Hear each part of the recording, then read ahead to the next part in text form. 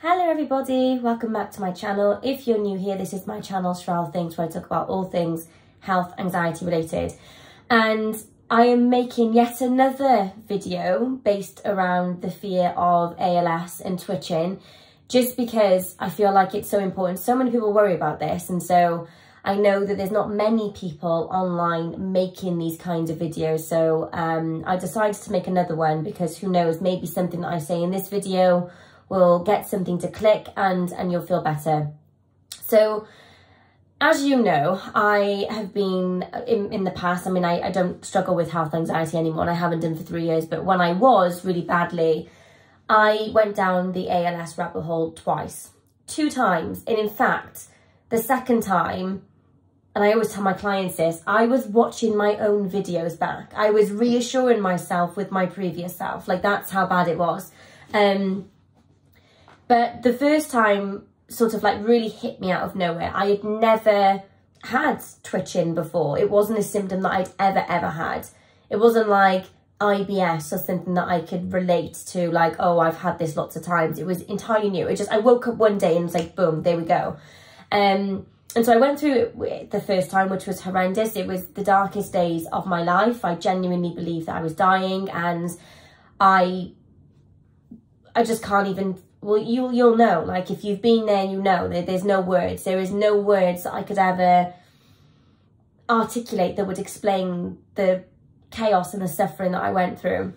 Now, I got over that eventually after about 6 months of twitching. I think eventually I sort of clicked that it had just been too long, and I clearly wasn't weak, even though I felt like I was weak.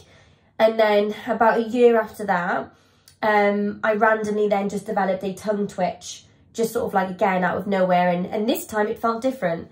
And it was more, my twitches were more isolated. I had a lot of hot spots, my tongue being one of them. And this time I felt like my voice had changed. I felt like the pitch of my voice had changed. I had like a husky sort of sound. I was choking on my food. I was waking up and I was drooling. I felt like I couldn't pronounce like my S's and certain words. I felt like I was slurring everything. I was having like internal throat twitches. So I thought I had bulbar onset. And I went through that whole thing again. And I think that time was worse, to be honest, because at that point, like, it felt different. It just felt way more intense, and it was really awful. And that went on for about 5 months. So I went through it twice, and both instances I was absolutely convinced. And so the first time was in 2016 and the second time was 2019, I think. Or it might have been 2017 and 2019. But anyways, it was such a blur because I was just awful. But I was convinced, absolutely convinced, that I had this rare neurodegenerative disease, especially at my age. So the first time I started worrying about it, I was 25, and the second time I was like 27. I'm 30 now. But I understand why we all worry about ALS, and this is slightly triggering because I am going to talk about the illness itself a little bit, but I think it's important. We worry about it because it's a horrible, nasty disease.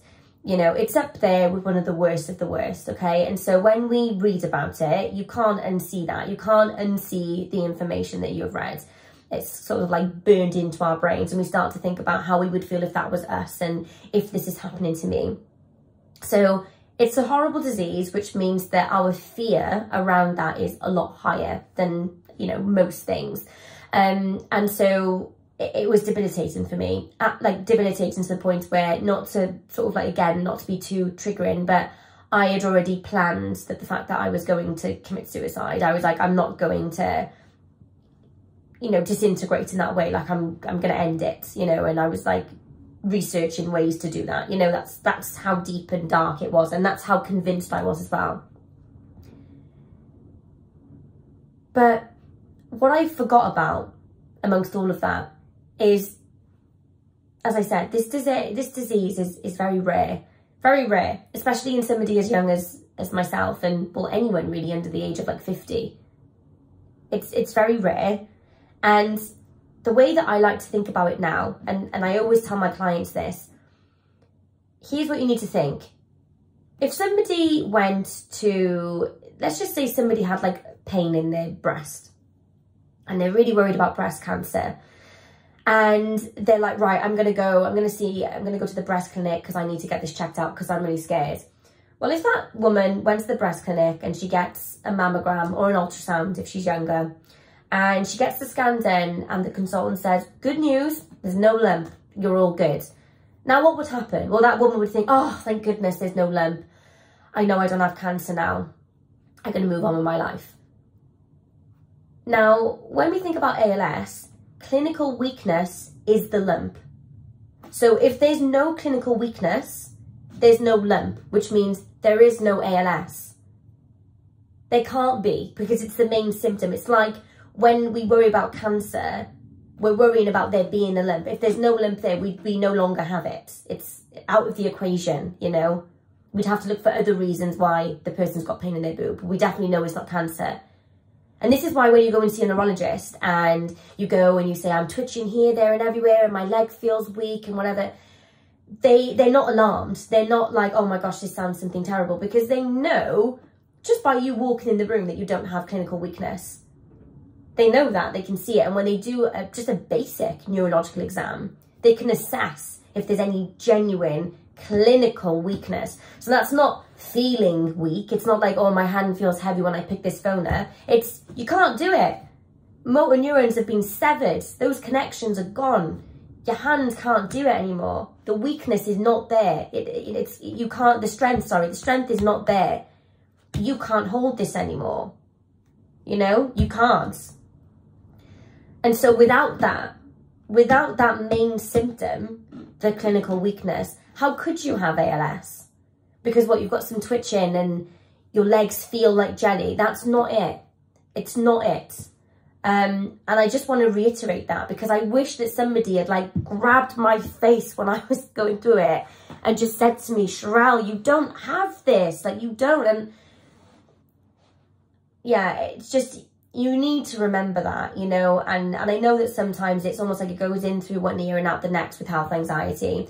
But you need to stop Googling. You need to stop checking. You need to stop looking for atrophy. You're not going to, all you're going to find is little dents and things in your hands that have always been there, but now you're aware of them. And who has ever checked their hands before? So of course you're going to get, I mean, I don't know if you can see, but I had like these little lines here.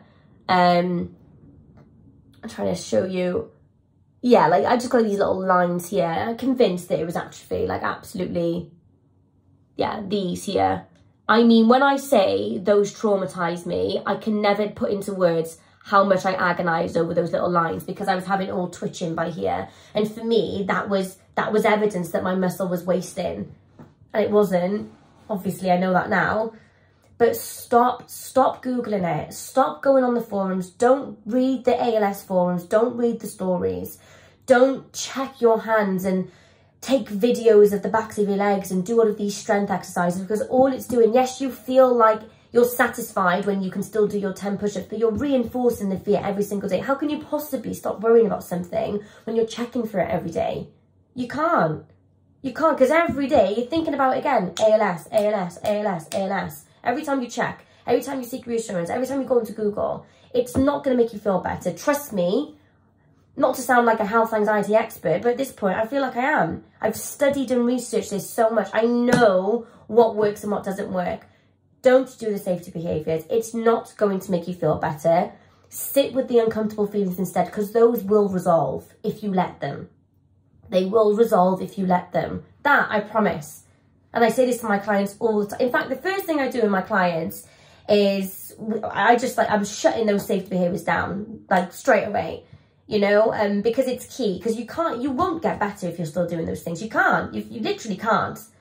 You can't do it. You could have the best therapist in the world. You could be meditating, journaling, exercising. If you're still Googling your symptoms, it'll mean nothing. It will literally mean nothing. Those things won't work because you're still feeding the monster. Oh, I got a bit passionate there.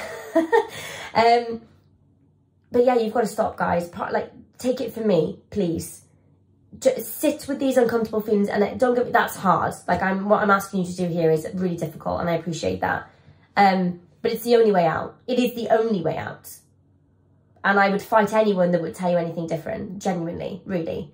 But I just wanted to make this video. I'm just in between clients at the moment, and I just thought I would come on here quickly, and I really want to prioritise making more videos, but at the moment I've got so many health anxiety clients. I mean, genuinely, it's Thursday and I'm on client number 42. It's 42 hours. It's insane. And I just thought I'd come on here quickly whilst I get a little bit of a chance to kind of just say what was on my mind, I guess, and this is what I was thinking about. So I hope you found this helpful, guys, and comment below. If you want coaching from me, as you probably guessed, things are really blowing up, and I'm really busy, but I am now taking slots for May. So April is unfortunately looking already fully booked, apart from like the odd session here and there, but May is open. So if you do want to grab yourself a slot, click the link in the bio, in the description of this video, and you'll be able to access my sort of, you can fill in a form, and then we'll send you a calendar link where you can look on the calendar and see what's available. So take care, guys. Let me know your thoughts below, and take care. Stay strong. You've got this.